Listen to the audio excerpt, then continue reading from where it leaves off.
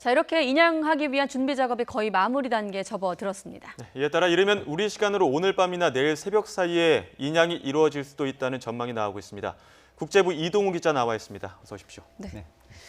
마침 앞서 최하영 기자 리포트를 먼저 봤기 때문에 지금 현장에 사방에 바지선과 크레인선이 지금 있거든요. 그 상황을 다시 한번 좀 짚고 넘어갈까요? 예, 네. 현재 이제 그 대형 크레인선인 클라크 네. 아담호는 그 사고 현장에서 한 100m 정도 떨어져 있고요. 예. 그리고 사고 현장에는 지금 바지선 세 척이 지금 그 허블레니아호 위에 지금 바지선 세 척이 있는 건데 네. 화면을 보면서 설명을 드리겠습니다. 화면을 보시면은 이 클라크 아담호 지금 이 화면은요, 클라크 아담호가 이제 선체 인양할 때 네. 어떻게 인양하는지를 이제 보여주는 뭐 그런 화면이겠는데요. 유도 파이프를 먼저 넣고 유도 와이어 넣고 그다음에 이제 본 와이어를 넣어서 선체를 이제 감싸 뒤에 이제 인양하는 그런 마지막 작업인데요. 이것이 이제 유도 파이프, 유도 와이어 그리고 본 와이어 이 세 개의 작업을 거치게 되는데 네. 그 본 와이어 중에 이제 네 개 중에 세 개는 설치됐고 하나가 네. 남았다. 뭐 이런 과정을 설명해 주는 제가 그런 질문을 좀 화면이겠습니다. 먼저 드리는 바람에 화면이 예, 좀 맞지 화면이 좀 않았는데 바뀌었습니다만. 지금은 앞서는 와이어를 설명해 주신 거고 다시 한번 그 바지선과 크레인의 위치 화면과 함께 설명을 또 계속 해주시죠. 예. 지금 이제 바로 이 그 그래픽 화면인데요. 예. 자, 이 화면 앞에 보면 이제 클라크 아담이 있고요. 그리고 이제 그 맞은편에 이제 선체를 고정하는 바지선 작은 게 하나 있고, 네. 그다음에 클라크 아담을 기준으로 해서 오른쪽에 그 작업을 하는 바지선이 있습니다. 네. 이게 이제 지휘선이 되겠고요. 지휘선. 그 왼쪽에는 이제 이 선체를 마지막에 인양을 해서 여기에다 이제 거치를 하는 겁니다. 여기다 이제 놓게 되는 거죠. 최종적으로. 네. 그러니까 그래서 이걸 인양 선박 거치 바지선이라고 하는데, 네. 요렇게 돼 있고 그다음에 이 선박을 최종적으로 놓는 그 바지선 바로 옆에는 수상 부교라고 하고 조그맣게 이제 글씨로 보이는 게 있죠. 네, 수상 이게 이제 부교. 폰툰이라고 하는 수상 부교인데요. 이 나중에 이제 허블레아니호를 이제 인양을 했을 때 이 구조 요원들이 원활하게 이렇게 통행할 수 있도록 해주는 이제 그런 작업입니다. 이 네. 수상 부교라는 것이. 예. 어떤 화면도 있긴 합니다만 어쨌든 요 화면 전체를 봤을 때는 이렇게 사면 중에 3면을 바지선이 이제 맡게 되는 거고요. 네. 그리고 한 면은 이제 클라크 아담이 이 그 침몰 선박인 허블레아니호를 이제 연결을 해서 저희 지금 이제 마지막 고리를 연결해가지고 이렇게 들어올리는 뭐 네. 그런 화면이 되겠는데요. 그 부교 같은 경우는 이제 바지선에 선박을 놓기 전에 또 수색을 할 수 있기 때문에 그때 필요한 것들이 되겠네요. 그렇죠. 네. 지금 어쨌든 그 선박이 그 침몰 선박이 어느 정도 올라왔을 때는 예. 그때는 이제 수색 작업을 하겠다는 것이 지금 이제 이 현지 응급팀의 그 입장이기 때문에 네. 이런 이 수상 부교는 이제 반드시 필요한 것이죠. 지금 그림으로도 봤지만 이러한 과정들이 본 와이어 4개가 모두 설치돼야 이제 인양할 수 있는 그런 과정이지 않습니까? 지금 본 와이어 1개가 아직 설치되지 않은 상황인데 이 본 와이어를 설치하는 작업들이 굉장히 어려웠다고 하던데 이유가 있습니까? 예, 그렇습니다. 지금 본 와이어를 설치하는데 생각보다 시간이 꽤 많이 걸리고 있는데요. 지금 이제 아직 작업을 시작하지는 않았습니다만 이제 오늘 이 마지막으로 본 와이어 3개 중에 이제 1개만 설치하면 이제 인양 그 준비 작업은 다 마무리되는 거고요. 4개 중에 1개. 그렇습니다. 그죠? 그런데 어쨌든 이 작업이 어려웠던 거는 그 머르기트 다리가 2차 대전 때 이게 독일군에 의해서 폭파된 적이 있답니다. 그러다 보니까 그 머르기트 다리가 지금 있는 거는 이제 다시 설치한 거고요. 네. 그 밑에 이제 콘크리트 잔해물들이 쫙 쌓여 있는 것이죠. 그리고 그 콘크리트 잔해물 위에 이 허블레아니호가 이제 침몰해 있는 것이죠. 그러다 보니까 허블레아니호와 이 밑에 콘크리트 사이에 이 그 본 와이어를 넣어야 되는 것이거든요. 이제 그 작업이 좀 쉽지 않다는 것입니다. 만약에 그 바닥이 뻘이거나 모래라면은 네. 그 사이로 이제 그 와이어를 넣는 것이 훨씬 수월했을 텐데 이게 이제 콘크리트다 보니까 이제 딱딱하고 그 공간 찾기가 쉽지 않았던 것이죠. 네. 그리고 이제 균형을 맞추는 게 대단히 중요하기 때문에 그 허블레아니호가 한 27m 정도 된다 그러거든요. 여기 4군데에 이제 좀 전에 이제 화면을 보시다시피 본체 와이어를 감아야 되거든요. 그래서 예. 그 정확히 균형을 맞추기 위해서 그 본체 와이어를 감는 그 지점을 선택하는 것도 쉽지 않은 작업이기 때문에 그래서 지금 여러 가지로 본체 와이어까지 설치하는데 시간도 걸리고 또 어려움도 겪고 있다. 네. 이렇게 알려지고 있습니다. 뭐 여러 번의 그 전문가들이 또 짚어주셨고 또 지금 이동우 기자께서도 설명하셨지만 유도 파이프나 유도 와이어보다는 상대적으로 이제 본 와이어가 두껍기 때문에 강바닥의 어떤 콘크리트라든지 이런 잔해물의 변수에 따라서 통과시키기가 좀 어려울 수 있다. 이렇게 정리를 하면 되겠죠? 그렇습니다. 이제 네. 유도 와이어가 지름이 한 10mm 정도 예. 되고요. 본체 와이어가 지름이 한 22mm 정도 됩니다. 그리고 네. 본 와이어 같은 경우는 또 한 가닥이 아니라 6가닥이 하나의 그 6개가 한 가닥으로 이루어져 있거든요. 네. 그러니까 6개를 동시에 다 집어넣으려고 하니까 더 어려움이 있는 것이죠, 아무래도. 네. 또 이렇게 크레인이 클라크 아담이 도착을 한다 하더라도 침몰 선박의 와이어를 고정하는 작업에 따라서 인양 작업의 어떤 결정적인 그 변수가 되기 때문에 이 부분이 중요한데 이 작업에서 선박을 묶는, 결속하는 이 작업에서 가장 신경 써야 할 부분이 있다면 어떤 점이 있을까요? 네, 균형을 잡는 부분이 이제 가장 중요한 부분입니다. 왜냐하면 이 좀 전에 말씀드린 것처럼 이 지금 이 균형을 잘 잡지 못했을 경우에는 인양하는 과정에서 이게 한쪽으로 균형이 무너지면서 쏠릴 수가 있거든요. 네. 이제 그렇게 되면 다시 침몰할 수도 있고 이제 그런 위험성이 있기 때문에 이 선체의 균형을 잘 잡아주면서 인양하는 작업이 가장 어렵고 힘든 부분이라고 합니다. 네, 지금 그렇기 화면에서도 나가고 있는데 이게 선체 내부의 수위와 또 어떤 전문가분들은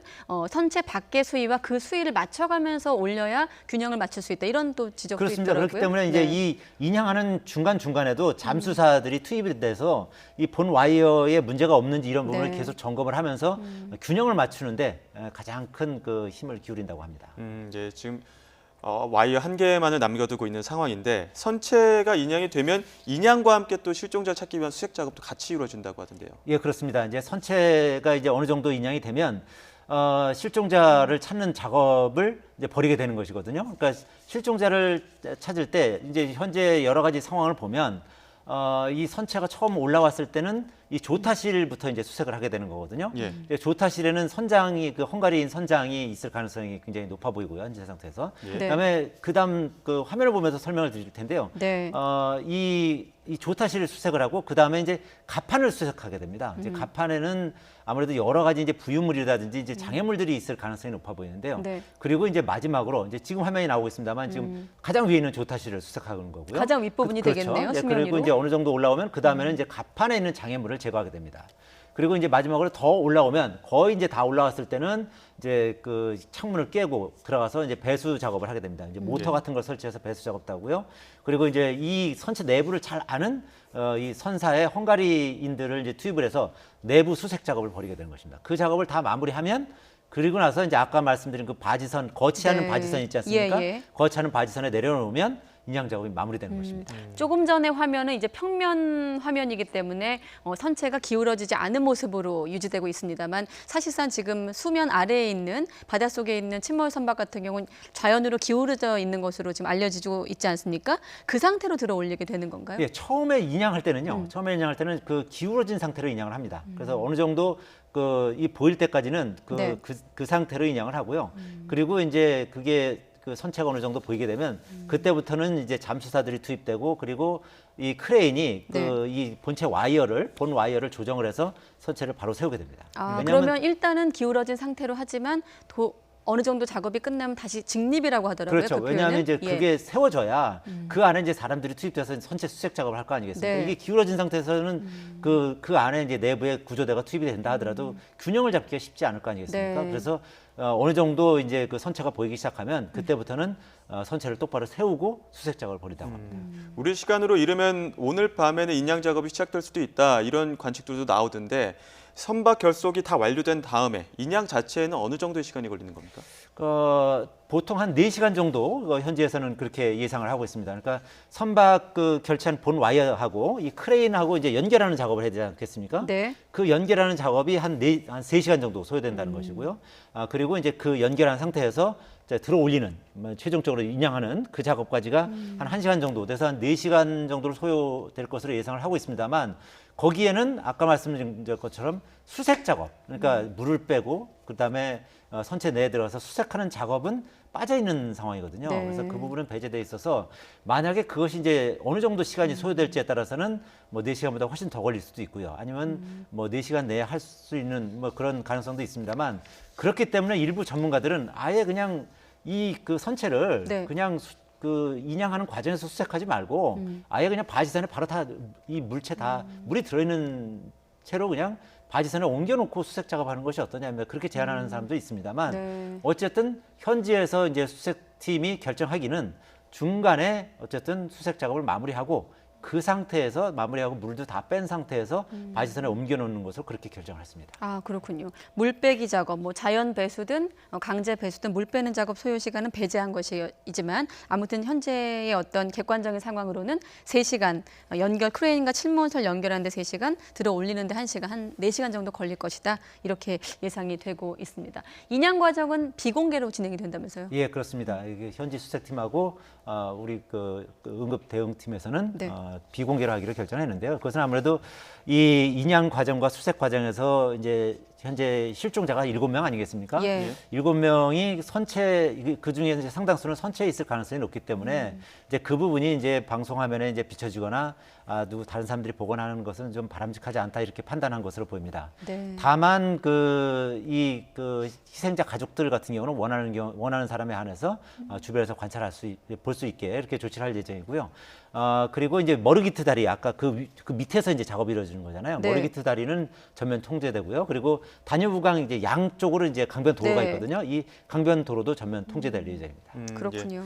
뭐 인양은 지금 뭐 이르면 오늘 밤에 이루어진다고 하지만 또 이와 별도로 사고 원인 규명 그리고 책임자 처벌도 같이 이루어져야 될 것 같은데 가해 선박이 사고 당시의 흔적을 지웠다는 내용이 있던데 어떤 내용입니까? 예, 원래 이제 아시다시피 바이킹 시기노가 처음에 이 사고를 내고 그 근처에 정박했을 때 헝가리 검찰에 가서 이제 조사를 했지 않습니까? 예. 그 당시에 그 바이킹 시기노 그 오른쪽 앞부분에 네. 분명히 그 허블레아니를 들이받았을 때 난 그 긁힌 흔적이 있었거든요. 오른쪽 선수 그 아래쪽 밑부분에. 예. 그런데 이번에 이 바이킹 시기노가 오스트리아 그다음에 슬로바키아를 거쳐서 헝가리로 진입을 했는데 네. 슬로바키아 진입했을 때 이제 화면을 저희가 확보했거든요. 근데 그때 화면을 보니까 그때 긁힌 흔적을 완전히 다 도색을 해서 지워버렸습니다. 그래서 결국은 이제 헝가리 검찰이 이제 지금 화면 네. 보시면은 앞부분에 그 바이킹 시기노 지금 보이지 않습니까? 예. 그 앞부분 지금 이제 보이는 요 화면 지금 동그란 선으로 만들어놓은 요 부분이 바로 그 지난번에 긁힌 흔적이 있었던 부분인데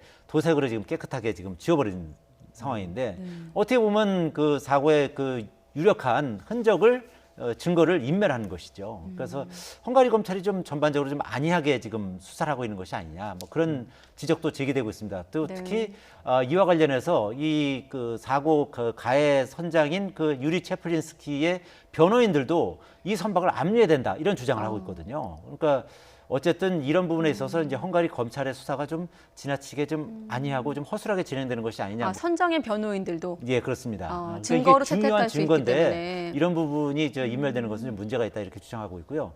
그리고 이 그 바이킹 시기노가 현재 좀 전에 말씀드린 것처럼 오스트리아 슬로바키아 네. 거쳐서 지금 헝가리에 들어왔거든요. 예. 헝가리 원래는 부다페스트로 올 예정인데 근처 도시로 지금 현재 들어와 있습니다. 비셰그라드? 예, 비셰그라드라고 하는 그 헝가리 그것은 부다페스트에서 한 1시간 정도 되는 그 거리에 있는 도시인데 네. 비셰그라드에 정박해 있거든요. 그래서 이제 한국 언론들도 지금 가서 많이 취재를 하고 있는데 비셰그라드에 있을 때 이 선박을 선체를 압류해야 되는 것이 아니냐 이제 그런 그 언론의 지적도 많이 나오고 있습니다. 네. 그런데 어쨌든 헝가리 그 사법 당국은 이 바이킹 시기노의 선체를 압류할 그런 계획은 전혀 없다 이렇게 밝히고 있는 상황입니다. 우리가 굳이 교통사고로 비유를 하면 가해 차량인데 그 가해 차량이 지금 도색을 한 겁니다. 그런데 이 선박의 위치를 확보하지 않는 건 좀 상식적으로 이해가 되지 않는 부분이긴 우리의 하네요. 법감정하고는 상당히 좀 많은 그런 다른 측면이 있는 것 같습니다. 네. 자, 그리고 또 한 사람, 바이킹 시기노의 선장. 사실 이렇게 보면 지금 가해 선박 같은 경우도 증거 인멸을 시도했다고 볼 수 있는데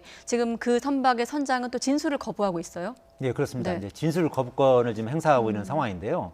뭐 알다시피 이 사고 이후에 자신의 휴대전화 관련 그 통화 기록이라든지 뭐 문자라든지 이런 기록을 전부 삭제했지 않습니까? 네. 그래서 증거 인멸 의혹을 받고 있고, 그래서 헝가리 검찰에서도 증거 인멸 혐의를 추가할 예정이거든요. 그뿐만 아니라 또 최근에는 바로 2달 전에 사고 2달 전인 4월달에 네덜란드에서 그 대형 충돌 사고를 일으키기도 했다는 거 아니겠습니까? 네. 그러니까 이런 여러 가지 그 정황이 나오면서 그 유리 체플린스키 선장의 변호인들이 전격적으로 2명 다 사임을 하기도 네. 했거든요. 최근에 다시 변호인을 선임하긴 했습니다만, 예. 그러다 보니까 이 여러 가지로 좀 전에도 말씀드렸습니다만, 그 헝가리 이런 상황에서도 또 그 보석을 또 허가했거든요. 헝가리 법원에서는. 그래서 이번 그 헝가리 검찰이나 법원의 여러 가지 이런 조치 이런 것이 우리 국민의 어떤 법 감정이나 법 체계에 비해서는 상당히 좀 느슨한 것이 아닌가 이제 그런 생각도 좀 듭니다. 그 어쨌든 최근에 이제 이 보석이 허가됐습니다만 헝가리 검찰이 이에 불복해가지고 곧 그 보석 심리가 다시 열릴 예정이긴 하거든요. 그래서 보석 심리가 다시 열릴 때 그 반드시 이번에는 그 보석을 취소해야 된다는 것이 이제 우리 정부의 입장이고 이런 강력한 입장을 헝가리 당국에 전달을 했습니다. 그래서 헝가리에서 이제 보석 심리를 다시 할 때 어떻게 결정이 나올지 그리고 또 향후 이제 재판 과정에서 어떤 결과가 나올지 좀 지켜봐야 할 것 같긴 한데요. 근데 전반적으로 헝가리는 이제 내륙에 있는 그 나라다 보니까 이런 뭐 해양 사고라든지 이런 네. 부분에 대한 그 사법 체계라든지 아니면 법령도 좀 미비하고 이런 해양 사고에 대한 조사 경험도 상당히 좀 부족한 것 같아요. 그러다 보니까 지금 여러 가지로 이제 사고 이후에 뭐 조사라든지 아니면 뭐 증거를 수집하는 과정이라든지 이런 부분에서 상당히 미흡해 보여서 이런 부분에 대한 우리 정부의 어떤 적극적인 협조라든지 그다음에 철저한 진상 규명과 사법 처리 이런 부분에 대한 우리 정부의 그 노력도 좀 필요할 것 같아 보입니다. 네. 오늘 뭐 가장 주목해야 될 건 인양이겠고 그 이후에도 우리 정부의 뭐 외교적인 협조, 협력 이런 것들이 뭐 필요해 보입니다. 지금까지 이동우 기자와 함께 헝가리 유람선 침몰 사고 소식 알아봤습니다. 말씀 고맙습니다.